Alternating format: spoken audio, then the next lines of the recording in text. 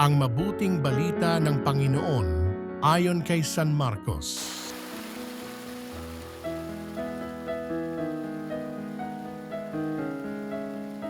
Noong panahong iyon, nakarating kay Haring Herodes ang balita tungkol kay Jesus sapagkat bantog na ang pangalan nito.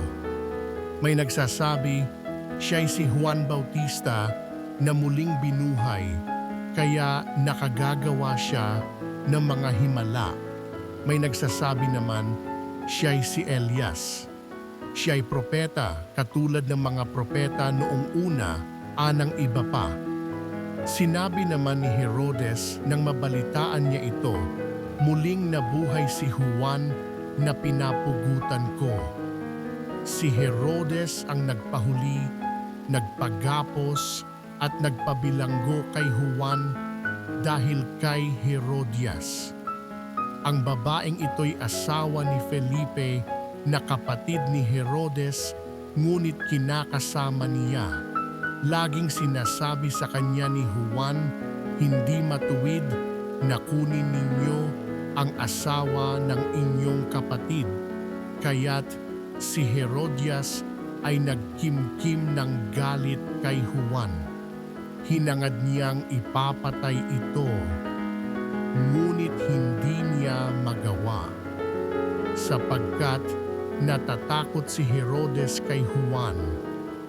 Alam niyang ito'y taong matuwid at banal, kaya't ipinagsasanggalang niya. Gustong-gusto niyang makinig kay Juan, bagamat labis siyang nababagabag sa mga sinasabi nito. Sa wakas ay nagkaroon ng pagkakataon si Herodias nang anyayahan ni Herodes sa kanyang kaarawan ang kanyang mga kagawad, mga pinuno ng hukbo at ang mga pangunahing mamamayan ng Galilea. Pumasok ang anak na babae ni Herodes at nagsayaw.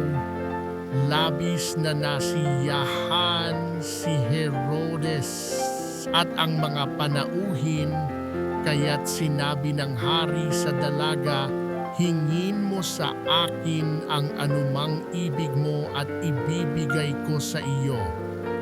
At naisumpa pa niyang ibibigay kahit ang kalahati ng kanyang kaharian kung ito ang hihilingin.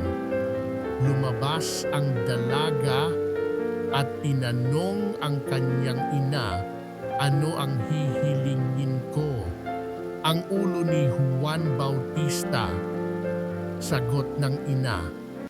Dali-daling nagbalik ang dalaga sa kinaroroonan ng hari. Ang ibig ko po'y ibibigay ninyo sa akin ngayon din.